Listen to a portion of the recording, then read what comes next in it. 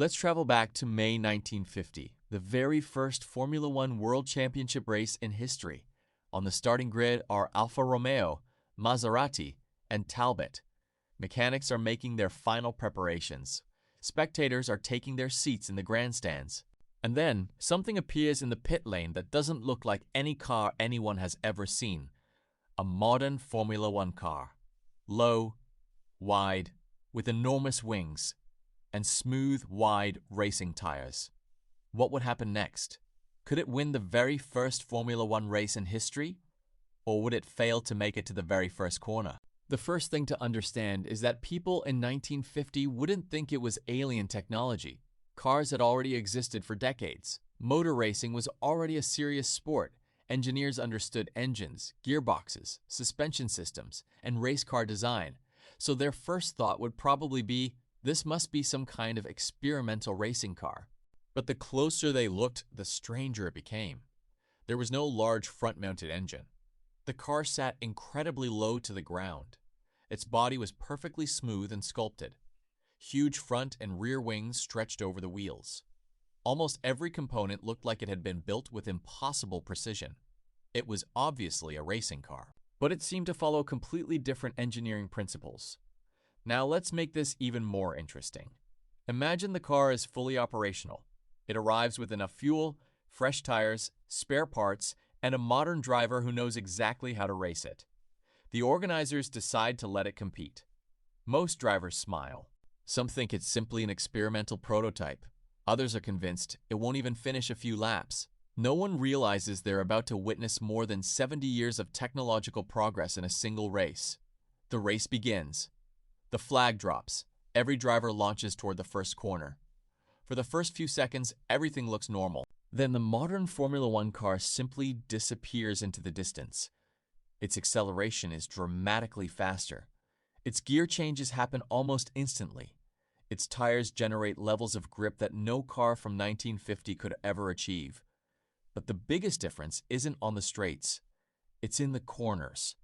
While every other driver brakes early, the modern Formula One car barely slows down.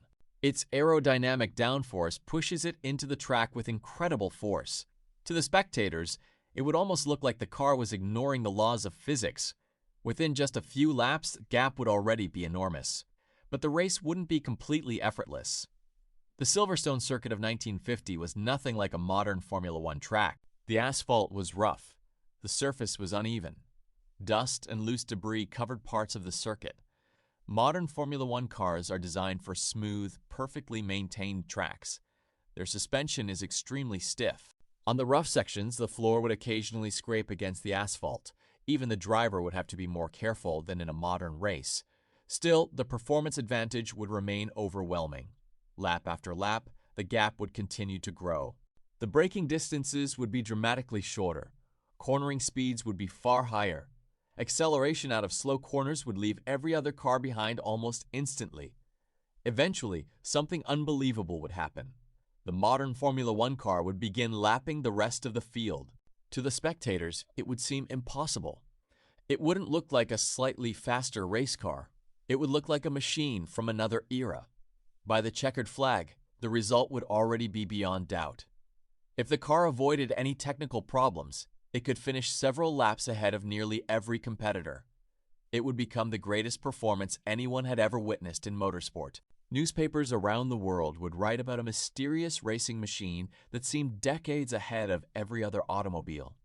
Engineers would spend weeks measuring every visible component. Drivers would argue over whether such speeds were even physically possible. But here comes the most important question. If they had seen the car, why wouldn't they simply build another one? Because technology is never just one invention. A modern Formula One car depends on thousands of technologies working together.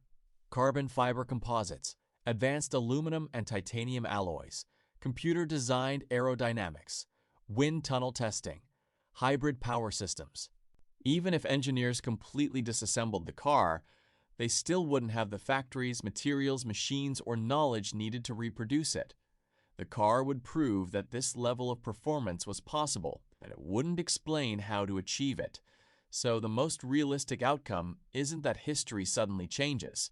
The modern Formula One car would almost certainly win the first Formula One race by an enormous margin. But after the race, it wouldn't revolutionize motorsport overnight. Instead, it would become the most studied racing car in history. Engineers would sketch every component. Scientists would debate how it worked.